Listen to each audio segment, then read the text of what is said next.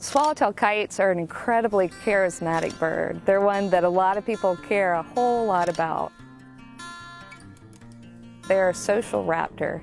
They tend to nest in small neighborhoods or small groups. That's really a unique trait. But the fact that they are social raptors also makes them more vulnerable. Anytime we have a lot of a population in one place, we have a higher risk of losing a larger proportion of that population.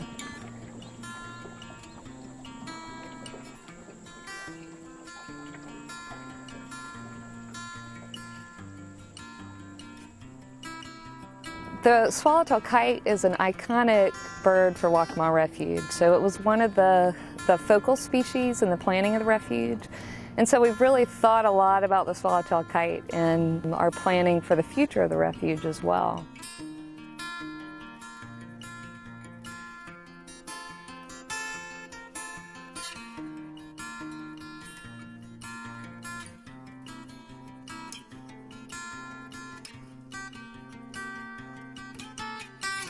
So my background is actually in avian ecology. I studied birds for a master's and a PhD, and through about a decade of working in the university system, I realized that what birds need most is habitat conservation.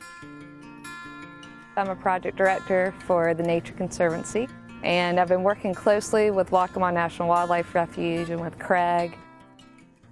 One of our main objectives is to manage for old-growth forested wetlands. Those are really important because the crown canopies and the crowns of these trees are really important for kites for nesting, and then a lot of the just structure of that forest is important for kites.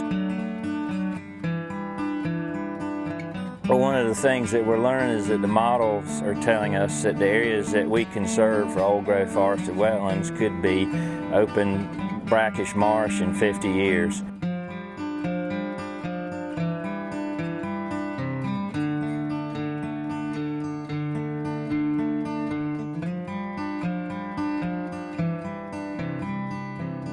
Some of the areas on the lower end watershed are being affected by climate change. And we know from some of our great partners' work is that when we have the convergence of certain conditions, when we see drought compounded by high tidal amplitude, and we add upon that sea level rise, we really see a lot of salt moving into the system. And so we've started to see some habitat transitions in places that kites use. So once we kind of realized what a lot of this means to the habitat that we protected, we had a whole new challenge to try to come back and look at where things will be 50 years from now.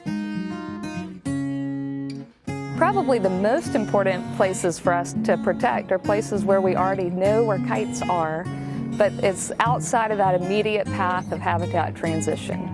So those are the places that we're thinking about for the Waccamaw Refuge expansion. Where are some places that in 50 or 100 years we're still going to have tidal freshwater wetlands that we can protect for swallowtail kites? And if those are places the kites are already using, that's a good indicator that that's where they're going to be in the future as well.